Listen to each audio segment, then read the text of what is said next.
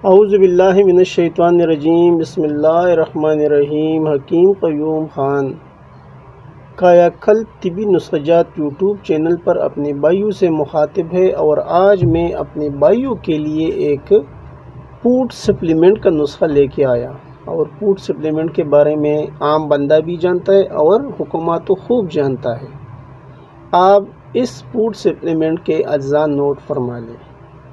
آپ کو لینا ہے دودھ 500 گرام یعنی آدھا کلو، مغز بادام مقشر آپ کو لینا ہے 21 دانے یعنی 21 عدد، مغز پستہ آپ کو لینا ہے 5 گرام، دارچینی لینا ہے 2 گرام، لونگ 4 رتی، انڈا دیسی 1 عدد۔ اجزاء ایک بار پھر نوٹ فرما لیں،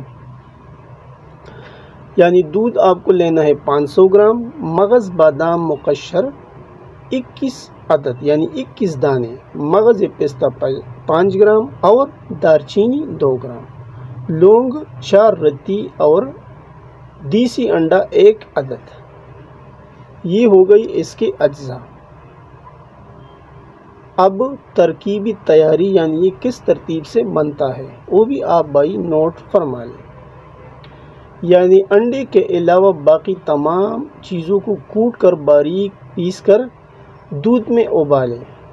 جب 3-4 ابال آ جائے تو دودھ آگ سے اتار لیں اور اس میں انڈا ڈال کر اچھی طرح مکس کرنا یعنی پھینٹ دیں اور نیم گرم پی لیا کریں۔ یہ بہت سی قیمتی ادویات اور قیمتی نسخہ جات سے اچھا کام کرتا ہے اور بہترین نتائج کا حامل نسخہ ہے، یعنی یہ فوڈ سپلیمنٹ ہے اور اس میں مکمل غذائیت موجود ہے۔ تو حکماء حضرات اس فوڈ سپلیمنٹ کو ضرور تیار کیا کریں۔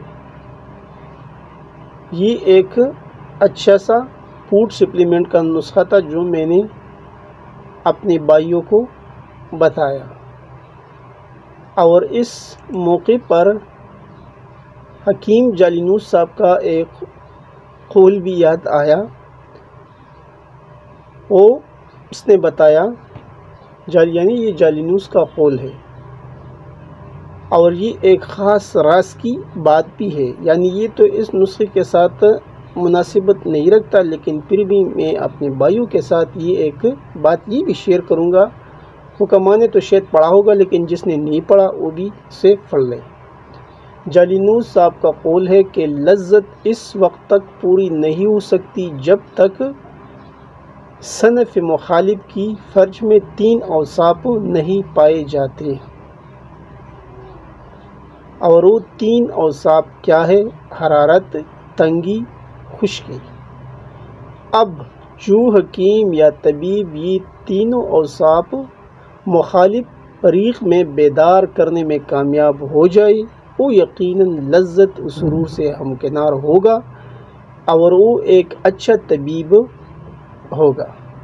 یہ حکیم جالینوس صاحب کا ایک قول تھا جو میں نے اپنے بھائیوں کو بتایا۔ آخر میں سب بھائیوں سے وہی ریکویسٹ کہ اس چینل کو لائک کیجئے، سبسکرائب کیجئے اور بیل کا بٹن بھی ضرور دبائیے تاکہ اگلا نوٹیفیکیشن آپ کو بر وقت مل جائے۔ آپ کا دوست، آپ کا بھائی حکیم قیوم خان، والسلام۔